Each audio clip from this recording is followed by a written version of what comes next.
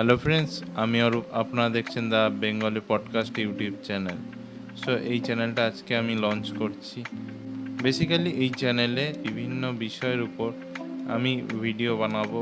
এই পডকাস্ট চ্যানেলে বিভিন্ন পডকাস্ট আপনাদের জন্য, বিভিন্ন ইনফরমেটিভ পডকাস্ট আপনাদের কাছে তুলে ধরার চেষ্টা করব এবং আশা করছি সপ্তাহে একটা করে ভিডিও আপাতত দিতে পারবো।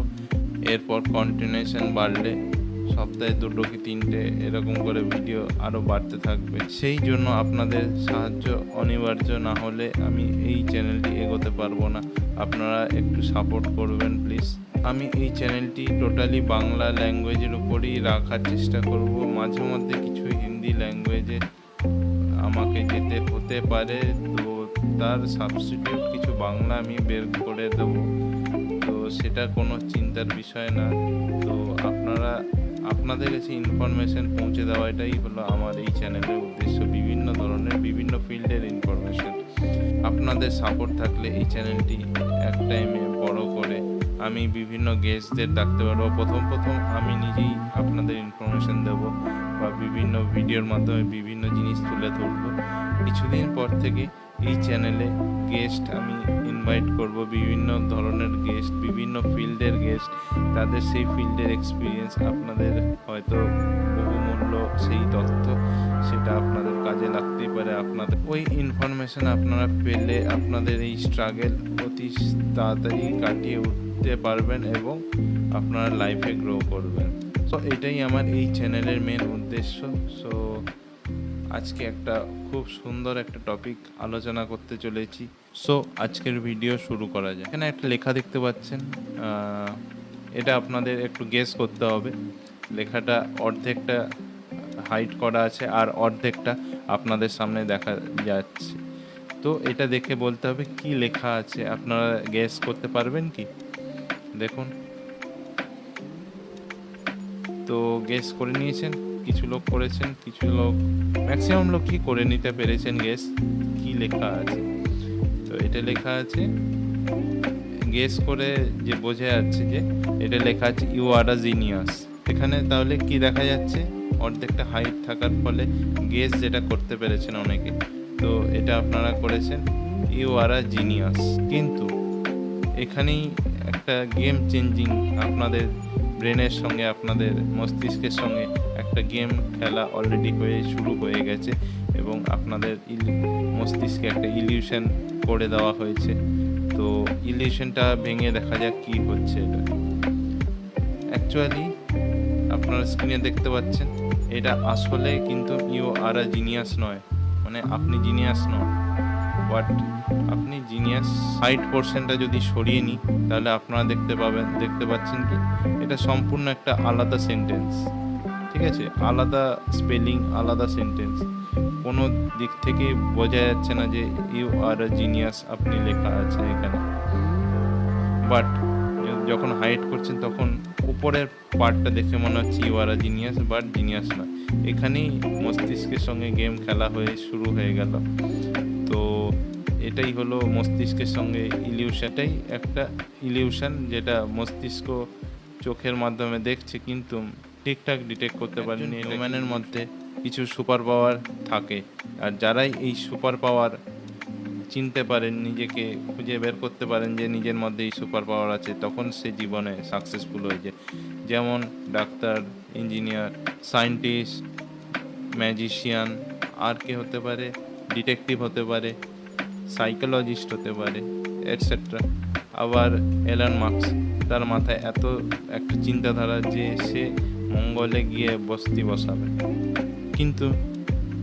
কিন্তু এই সাকসেসের পিছনে একটাই মেন উদ্দেশ্য বা একটাই মেন কারণ। সেটা কি আপনারা জানেন কি? সেটা হলো একটাই সুপার পাওয়ার, সেটা হলো ফোকাস। আপনি যত ফোকাস করবেন আপনার লাইফে, তত আপনি তাড়াতাড়ি বাধাহীনভাবে গ্রোথ করতে পারবেন। যেমন নিউটন আপেল গাছের তলায় বসে ঝিমাচ্ছিল, বাট আপেল উপর থেকে পড়াতে তার এমন একটা ইনভেনশন হয়ে গেল যা পৃথিবী বা আমাদের মানব জাতির জন্য মানে একটা অপরিহার্য, একটা অসীম আবিষ্কার। সাধারণ একটা উদাহরণ দিচ্ছি, আমরা ছোটবেলা থেকে যখন 3-4 মাস বয়স হয় তখন থেকে আমরা শিখতে থাকি। কিভাবে শিখি? আমরা দেখি যে অনেক অনেক বাচ্চাকে দেখবেন আপনি যেটা করছেন সেটাই নকল করে করছে। তার মানে কি? সে ফোকাস করছে। মানে ছোটবেলা থেকে যে যা শিখছে সে, যেমন হাঁটা, চলা, কথা বলা, কাউকে চেনা, চিহ্নিত করা, কোনো অবজেক্টকে চিহ্নিত করা, বা কোনো ল্যাঙ্গুয়েজকে শেখা, বা তার মধ্যে ইমোশনাল কিছু ফিলিংস আসা, এগুলো সবই অবজারভেশনের কারণে হয়েছে। সে যদি অবজার্ভ না করে এগুলো শিখতো তাহলে সে শিখতে পারতো না। আস্তে আস্তে আমরা যত বড় হচ্ছি, এই যে অবজারভেশন পাওয়ার বা এই যে সুপার পাওয়ারগুলো কোথাও যেন একটা আস্তে আস্তে কমতে থাকতে আমাদের যে লাইফস্টাইল বা আমাদের যে সমাজের রীতি রেওয়াজ, বিভিন্ন নিয়ম কানুন, তা মেনে চলতে গেলে অটোমেটিক্যালি সেই ফোকাসিং যে পাওয়ারটা সেটা অটোমেটিক্যালি কমতে থাকছে, এবং কোথাও যেন মস্তিষ্কের বেসমেন্টে কোনো একটা লকারে গিয়ে বন্ধ হয়ে যাচ্ছে। সুপার পাওয়ারটা যে নিজের মধ্যে আনতে পারছে, যে নিজে অ্যানালাইজ করে নিজে সেই সুপার পাওয়ারটা বেসমেন্টের ওই লকার থেকে বের করে এনে তাকে চর্চা করে তাকে ঠিক মতন শেপ দিয়ে সে এগোচ্ছে তার জীবনে, তখন সে উত্তীর্ণ হচ্ছে, সে ইঞ্জিনিয়ার, সায়েন্টিস্ট, ডাক্তার, বিভিন্ন সাকসেসফুল মানুষ হচ্ছে সে। আমাদের এই অবজারভেশন পাওয়ার যদি আমরা না অ্যানালাইজ করতে পারি, না কাজে লাগাতে পারি, তাহলে আমাদের যে লাইফের যে গ্রোথটা, মানে আমাদের কেরিয়ার গ্রোথটা কমে যাবে, আটকে যাবে, বাধাগ্রস্ত হবে, টেনশন হবে, আপনি ওভার থিঙ্কিং করবেন, স্ট্রেস হবে, আপনার কেরিয়ার গ্রোথ হবে না। সুতরাং এই সুপার পাওয়ার খুব কম মানুষই নিজেকে অ্যানালাইজ করে বের করে আনতে পারে। তার পরিসংখ্যান প্রায় 5%, আর 95% লোক নর্মাল জীবন ব্যতীত করে থাকে, 9 to 5 জব করতে থাকে, কিন্তু সে জবের জন্য তৈরি হয়নি, বাট তার ইচ্ছা না থাকলেও তার পেটের টানে বা পরিবারের খরচা চালানোর জন্য তাকে ওই জবটা করতেই হচ্ছে। বাট সে যদি নিজেকে ফোকাস করে, নিজেকে আস্তে আস্তে গ্রো করে, তাহলে সে একটা উঁচু পজিশনে গিয়ে পৌঁছাবে, এবং তার জীবনে যে ফোকাসিং পাওয়ার সেটাকে ইউজ করে সে লাইফের যে কেরিয়ার গ্রোথ আরও বারিক বা নিখুঁত যে ডিটেলিং সেটা ক্যাপচার করতে পারে। কি যেমন জাস্ট লাইক শার্লক হোমস, তার যখন সে অ্যানালাইজ করতো তার ফুল পোটেনশিয়ালে তার অল সেন্স কাজ করতো। অল সেন্স লাইক টাচ, বা চোখের ভিজুয়াল, বা কানে শোনার বা বিভিন্ন বডির যে সেন্স আছে সেগুলো অল সেন্স কাজ করতো হাই পোটেনশিয়ালে, মানে ফুল পোটেনশিয়ালে। তারপরেই না সে ওই রকম একটা জায়গায়, অবশ্য সেটা আমরা বলিউড মুভিতেই দেখছি, বাট তার ক্যারেক্টার সেরকম জায়গায় একটা গেছে না। তো তাহলে কি হবে আমাদের কেরিয়ার, রিলেশনশিপ, আমাদের কেরিয়ার গ্রোথ? তো তা জানার জন্য কিভাবে আমাদের লাইফে এই ফোকাসটা, আমাদের কেরিয়ার গ্রোথ বা রিলেশনশিপ ম্যানেজ আমরা কাজে লাগিয়ে আমাদের জীবনের উত্তীর্ণ বা কেরিয়ারে খুব উঁচু পজিশনে পৌঁছাই এবং সাকসেসফুল হই, তো তার জন্য আগে আমরা বিভিন্ন জিনিস যদি একটা পাঁচটা লেভেলের একটা চ্যালেঞ্জ করব আপনার ব্রেনকে, যাতে আপনার ফোকাসিং পাওয়ার +1 করে বাড়তে থাকে। প্রত্যেকটা চ্যালেঞ্জের পর +1 করে আপনার অবজার্ভিং পাওয়ার বাড়তে থাকবে। এই 5টা স্টেপের মাধ্যমে আমরা অবজার্ভ অ্যাজ এ জিনিয়াস, আমরা অবজারভেশন করতে পারবো জিনিয়াসের মতন, এবং এটার জন্য যে হিডেন ব্রেন সায়েন্স আছে সেটাও আপনাদের সঙ্গে শেয়ার করব। এই 5টা লেভেল পার করার পর আপনি যে সমস্যায় পড়েছিলেন, যে প্রবলেম সলভ করতে পারছিলেন না, ইজিলি আপনি চুটকি মেরেই সলভ করে দিতে পারবেন। আপনার এতটা অবজারভেশন পাওয়ার বেড়ে যাবে, এতটাই প্রবলেম সলভিং স্কিল আপনার ডেভেলপ করে যাবে এই ভিডিওটা দেখার পরে। সো এই ভিডিওটা লাস্ট পর্যন্ত দেখতে থাকুন। সো আপনারা ভিডিওটি মন দিয়ে দেখুন এবং আমার প্রত্যেকটি ওয়ার্ড, প্রত্যেকটি সেন্টেন্স আপনার মনোযোগ দিয়ে শুনুন এবং অবজার্ভ করুন।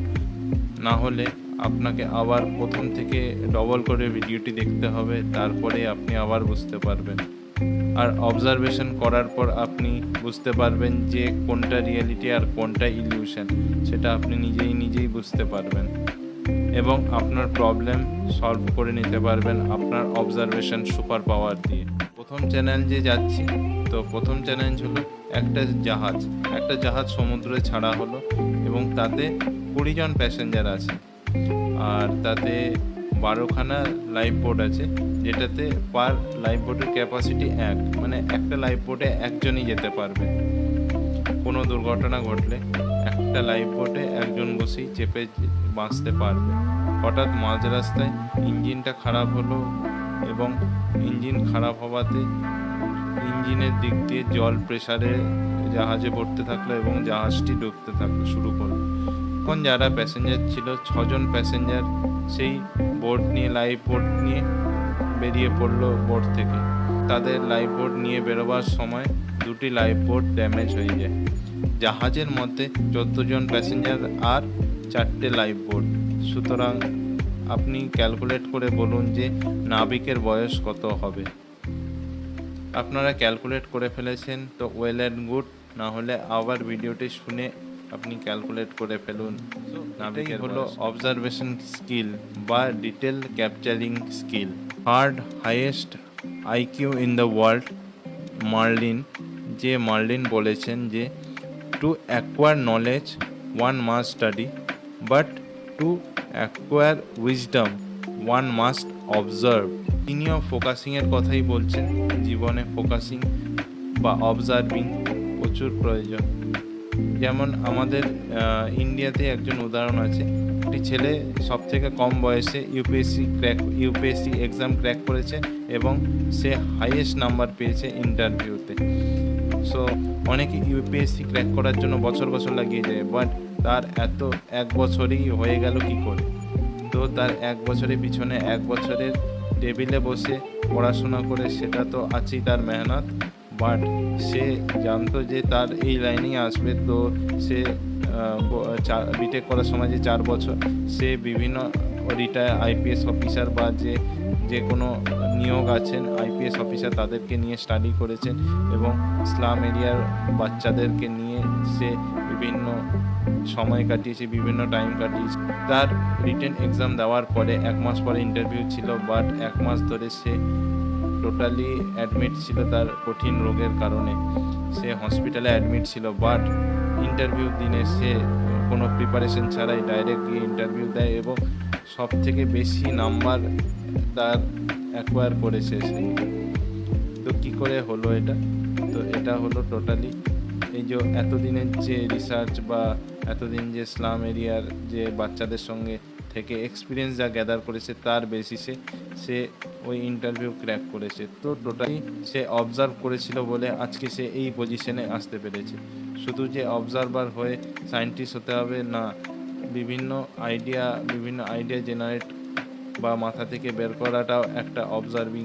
আমরা আরেকটা অবজারভেশনে যাচ্ছি। তো আরেকটা অবজারভেশন হলো কনসিয়াস অবজারভেশন। মানে আপনি কনসিয়াসলি, একটা হয় আনকনসিয়াসলি, আরেকটা হয় কনসিয়াসলি। আপনি চলতে ফিরতে দেখতে শুনতে যেভাবে আপনি অবজার্ভ করেন সেটাকে হলো কনসিয়াস অবজারভেশন। সো কনসিয়াস অবজারভেশনের জিনিসটা কী হয়, আপনাদের সামনে হাজার জিনিসপত্র রাখা আছে, আপনি কোনটাকে ফোকাস করছেন সেটা আপনি মাথায় আগের থেকেই ডিটেক্ট করে তারপরে ওটাকে বা ওটা রিলেটেড ফোকাস করছেন, বা কি স্মেল ফোকাস করছেন বা কি দৃশ্য ফোকাস করছেন সেটা আগের থেকে জানা থাকে। সো সেটা কি কনসিয়াস অবজারভেশন। দেখতে গেলে যে কোনো ইনভেনশনই হয়েছে সেটা মানুষের অবজারভেশনের কারণেই হয়েছে। যেমন আমরা আদিম যুগে নর্মালি কাঁচা মাংস খেয়েই থাকতাম, বাট আগুন আবিষ্কার পর থেকে আমরা অগ্রগতির চাকা সেটা ঘুরতে শুরু করেছিল আগুন জ্বালানোর পর থেকে। তো আগুনটা কিভাবে জ্বললো, কি করে জ্বালালো, সেটা টোটালি অবজার্ভিং পাওয়ারের ওপর ডিপেন্ড করে। কোনো একটা পাথর এনে তাকে ওই পাথর অবজার্ভ করে ওই পাথর চিহ্নিত করে তাকে দুটো বসলে যে আগুন বেরোয়, টোটালি অবজারভেশনের উপরেই ডিপেন্ড করে হচ্ছে। যে কোনো ছোট বড় ইনভেনশন সায়েন্টিস্ট হতে হবে সেটা নয়। আপনি আপনার মাথা থেকে বিভিন্ন প্রবলেমের সলিউশন দিয়ে আইডিয়া বের করতে পারেন। যেমন জোম্যাটো খাবার বাড়িতে বসে অর্ডার করা যায়, যেমন ওলা উবের ওলা উবের একটা প্রবলেম সলভ করেছে, যেমন ম্যাট্রিমোনিয়াল সাইট, তো পাত্রপাত্রী খুঁজে পাওয়ার জন্য। তারপরে ওয়েও করেছে, ওয়েও হলো হোটেল রুম বুক করার জন্য। কিছু ট্রিপ বুকিং অ্যাপ রয়েছে। তো এইগুলো বিভিন্ন আইডিয়া মাথা থেকে বের করে তাকে সমাজে ইমপ্লিমেন্টেশন করে তার তার থেকে সেই সার্ভিসগুলো দিয়ে আমরা অবজার্ভ করে আমরা আমাদের জীবনে উত্তীর্ণ হতে পারি। আপনারা ভেবে দেখেছেন আপনি নিত্য দৈনন্দিন জীবনে আপনার এই অবজারভেশন পাওয়ার আপনি সবসময় ইউজ করে যাচ্ছে? যেমন কেউ হঠাৎ কারোর মুখ দেখে আপনি বুঝে যেতে পারবেন যে তার মুড কেমন আছে, ভালো আছে, খিটখিটে আছে, না গালিগালাজ বকার জন্য রেডি আছে, না মারপিট করার জন্য রেডি আছে। আপনি তার মুখ বা ফেসিয়াল ইমপ্রেশন দেখে আপনি বুঝে যেতে পারবেন। তো এটা একটা অটোমেটিক আপনার মধ্যে চলে আসে। তো এটাও একটা অবজারভেশন। তো আপনি সারাদিনে বা দৈনন্দিন জীবনে যাই করছেন, ম্যাক্সিমামটা অবজার্ভিংয়ের উপর ডিপেন্ড করেই হচ্ছে। যদি আপনি খাচ্ছেন, হঠাৎ ঘরটা অন্ধকার হয়ে গেল, কিন্তু আপনি খেতে থাকছেন, কি করে আপনার হাতটি আপনার মুখের কাছে অটোমেটিক চলে যাচ্ছে? এটা অবজারভেশন পাওয়ারের ফলেই হচ্ছে। এটাই হলো অবজারভেশন পাওয়ারের ম্যাজিক। নেক্সট আসি ব্রেন মেমোরি। ব্রেন মেমোরি ক ধরনের হয়?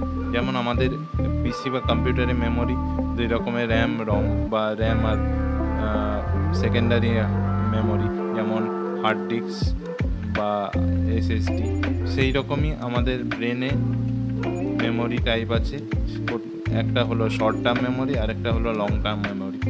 আপনাকে যদি কোনো একটা ফুডের লিস্ট দেওয়া হয়, তো আপনি সেখান থেকে ম্যাক্সিমাম 7টা মনে রাখতে পারবেন। 30 সেকেন্ড যদি দেওয়া হয় আপনাকে যে কিছু ফুডের লিস্ট দেওয়া আছে, আপনি মনে রাখুন। বাট আপনি যদি সেটাকে লং টার্মে আপনি কনভার্ট করে নিতে পারেন, তাহলে আপনার পুরো লিস্টটাই আপনি চট করে বলে দিতে পারবেন এবং মনে রেখে দিতে পারবেন। তো সেই টেকনিকটা আপনাদের আমি শেখাবো। সো সেটা শেখাতে গেলে আপনাকে একটা লিস্ট দেখতে হবে। আমি অ্যাজিউম করে নিলাম যে আমার কাছে একটা ডিম আছে, একটা বার্গার আছে, একটা পিৎজা আছে, একটা তরমুজ আছে, আর বাস আছে, গাড়ি আছে, ফিল্টার আছে, বটল আছে। আপনি ম্যাক্স টু ম্যাক্স 7টা মনে রাখতে পারবেন, কারণ না ম্যাক্স টু ম্যাক্স 7টা। সেই জন্য দেখবেন বিভিন্ন জায়গায় 7 নাম্বারটা ইউজ করা হয়, বিভিন্ন কোম্পানির প্রমোশনে বা অ্যাডভার্টাইজমেন্টে 7টা জিনিস বা 7 নাম্বারটা ম্যাক্সিমাম ইউজ করা হয়। কারণ আপনি 7টা পর্যন্ত, 7 পর্যন্ত, 7টা আইটেম পর্যন্ত আপনি মনে রাখতে পারবেন। তার বেশি আপনি আপনার ব্রেন বা আমাদের হিউম্যান ম্যান প্রাইমারি মেমোরিতে বা শর্ট টার্ম মেমোরিতে মনে রাখতে পারে না, তো সেটা সে গুলিয়ে ফেলে। সো এটাকে আমাদের লং টার্ম মেমোরিতে শিফট করার জন্য কী করতে হবে? তাকে একটা স্টোরি, আমরা দেখবেন যে যখন ছোটোবেলায় দাদু দিদা বা পড়ার সময় কখনো কিছু মনে না থাকতো, মারা আমাদের স্টোরি হিসাবে সেটাকে পড়িয়ে দিলে আমাদের মনে থেকে যেত। বা আমরা যে A for apple, B for ball এই যে পড়েছি, একটা ইমাজিনেশন করে নিয়েছি, তার ফলেই আমরা ABCD মনে রাখতে পেরেছি। সেই রকমই আমরা একটা লিস্টটাকে একটা স্টোরি বানিয়ে নেবো, সেটা আজগুবি স্টোরি হোক না কেন বানিয়ে নেবো। যেমন আমি দেখলাম কিচেনে এসে যে ডিমটা অটোমেটিক টেবিলের ওপর নাচানাচি করছে, হঠাৎ টেবিল থেকে পড়ে গিয়ে ডিমটা অমলেট হয়ে গেল। অমলেট হওয়ার পর আমি দেখলাম যে বার্গারের রুটি পড়ে আছে, তো বার্গারের রুটিটা মধ্যে ওই ডিমটাকে রেখে দিয়ে আমি গরম করলাম।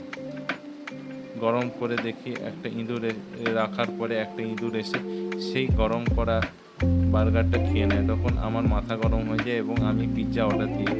পিৎজা বয় বাইক খারাপ হয়ে যাওয়ার পর বাসে করে সে আসে পিৎজা ডেলিভারি করতে, কিন্তু এর মধ্যেই হঠাৎ আমার মা এবং বাবা গাড়ি করে চলে আসে বাড়িতে।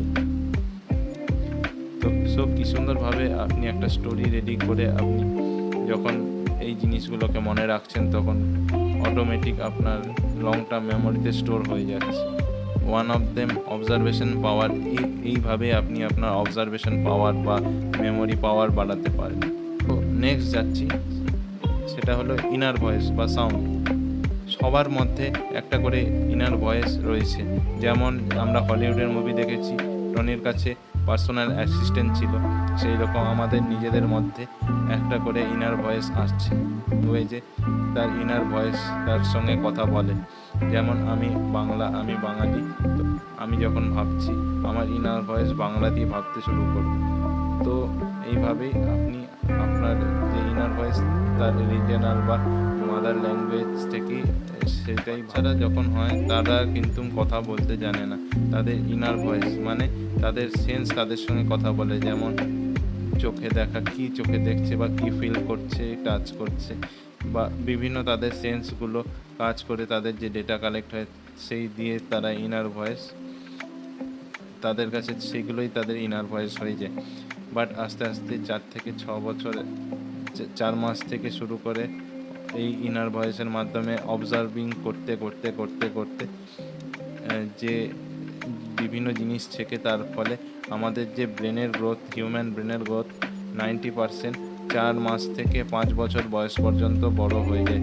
সেই সঙ্গে সঙ্গে আমাদের মস্তিষ্ক সাইজও বাড়তে। আপনি যদি আপনার অবজারভেশন পাওয়ার বাড়িয়ে থাকেন তাহলে আপনি আপনার যে লাইফ স্যাটিসফাইভাবে আপনি এনজয় করতে পারবেন এবং বড় কিছু অ্যাচিভ করতে পারবেন।